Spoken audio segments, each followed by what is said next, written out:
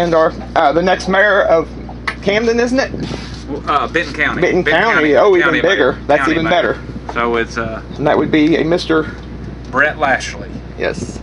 So it's election's still a little bit away. It's won't be until primaries will be in May. The general election will be in August of 2018. So I kind of came out in August and kind of, I guess you can say, caught up with the pack. But I feel like I've been out working everybody off already, and you know, everything feedback that I have had has been fantastic. What is your pet project? What are you running on? Is there anything? Well, I think growing up in Benton County, and I'm 55 years old. By the time the election gets here, I'll be close to being 56. So, you know, in a way, we're the same generation. We have seen a lot of things in Benton County over decades of time. You know, so it's a lot of my platforms are not based upon what you call reactionary type politics. A lot of things that I want to work towards are systemic issues that have been around for maybe a couple generations and definitely several decades. And basically our biggest drawback, I believe, as far as leadership has been, is that we have not been taking what you call a forward vision to the way we lead and the way we govern and the way we try to move our goals and objectives you know, out towards the future. Everything has been live kind of for the day, live for the year. Well, one only has to be in Benton County long enough to tell that we've got an economic problem. You know, one of my main concerns is that I say that we don't need jobs in Benton County, we need careers. You know, we need the ability to be able to give people long-term working capability.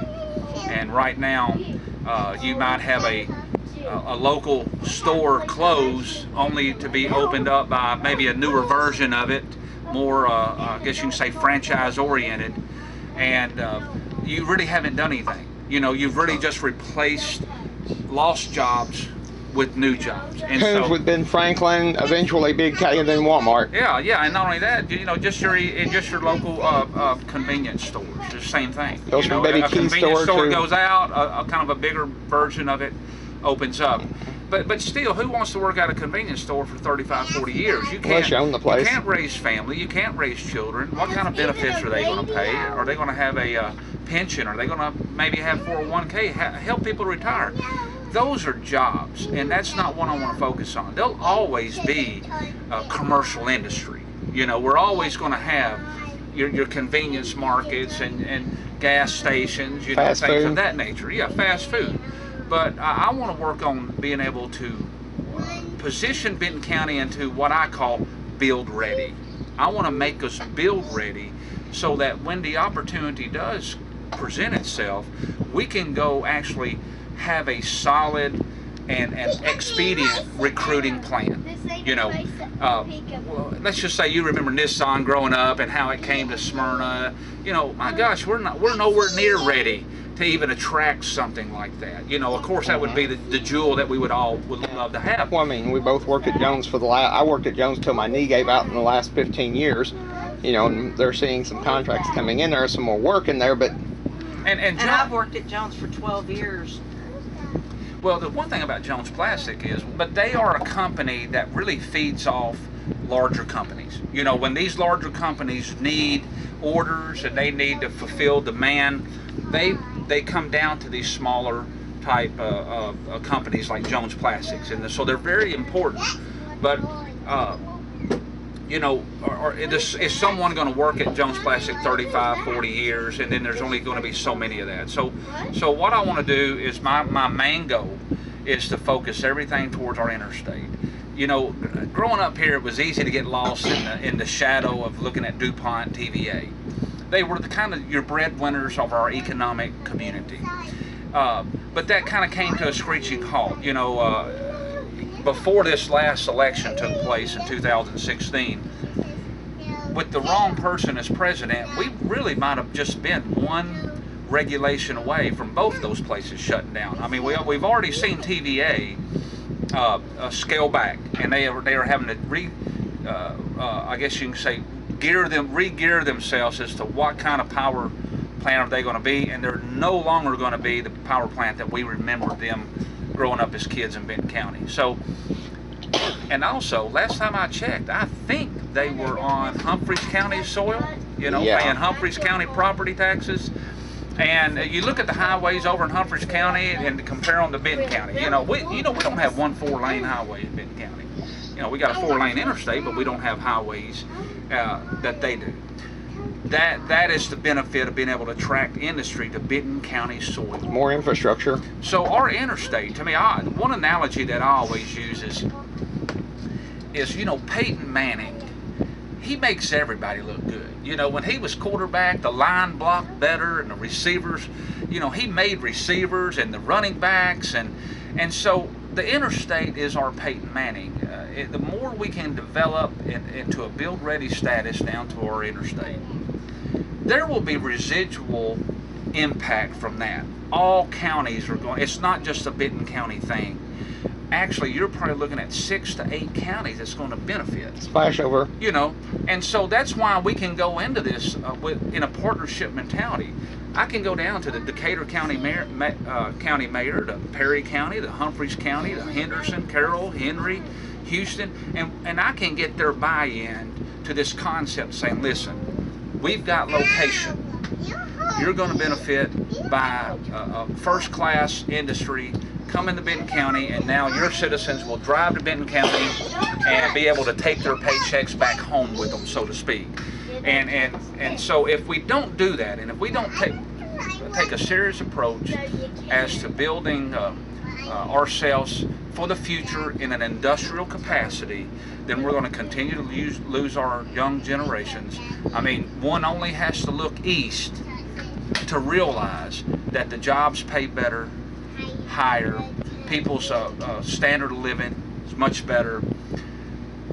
One thing that I have run into back when we had our county fair, I got to talking to people in my classes, and now we're at the grandparents' age. Our children have grown, and now they're starting to have children.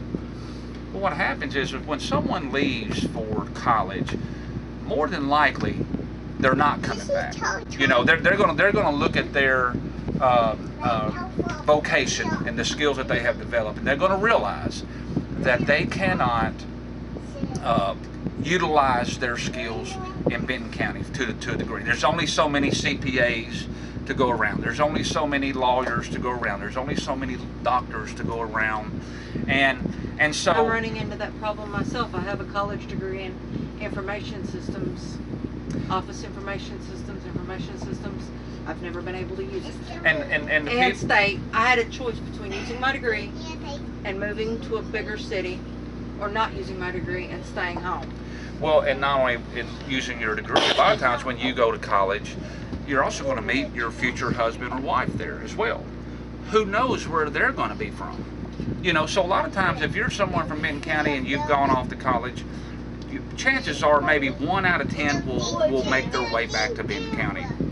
So now what we're running into is that those people who have moved away for so long and now have children, that the people who retire here move to where their children are. You see, so we lose not only our younger crowd, we lose our senior citizens. I'm not going to put the blame on any prior county mayor or any person.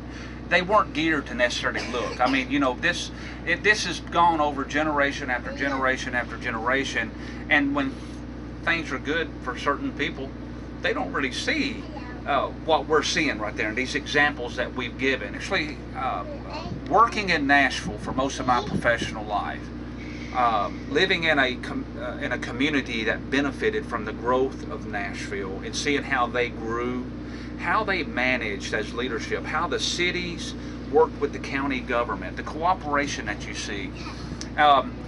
I believe that Benton County can use a good dose of that. I think actually my experience is I'm kind of the perfect example of what's gone wrong. People move away, they don't come back. The thing is, I love Benton County. I never wanted to leave to begin with. I wanted to be a banker and live all my life here in Benton County. And I moved back with a determination, a mission-focused attitude that, you know what, I'm going to change, you know, for the good, you know, what we've needed. I've got these skills. I've gone and got myself educated. The military has taught me how to be a good leader, an effective leader, how to bring people with different ideas from different walks of life, from different places in our country, how to put two of them together and make them work towards a common goal. Perfect, you know, the military skills, I just cannot probably speak enough of the benefit that that experience has had. But getting back to what you were saying, what's happened is now we're losing these senior citizens who grew up in Benton County. So we've lost the young people, now we're losing the senior citizens. The ones who move in here from out of town, think about it. Depending on what age that you are, you're not as vested in Benton County. You don't know that the Trail of Tears actually went through here, that the Eva archaic site exists, you know, the oldest in probably America. Not to mention the Battle of Johnsonville, which is still talked about in West Point as the only battle in history in which a Confederate a ground force defeated the naval force. Yeah, and the Patsy Cline crash. Well, and you know, we have a rich I've even music heard history. Erwin Rommel came through here. We had the Sorghum Festival. We had a lot of things. But here's, think about it. The people who are moving in from out of state, no reference. They don't know Benton County's history, and they're not ever going to get to know it if we don't build community spirit, community pride, and make them feel like they've grown up here all their life. Well, the only way we can do that is to improve the quality of life here. So the only way we do that is we focus on the age demographic from 20 to 60-year-olds. Okay, that is your 40-year working window.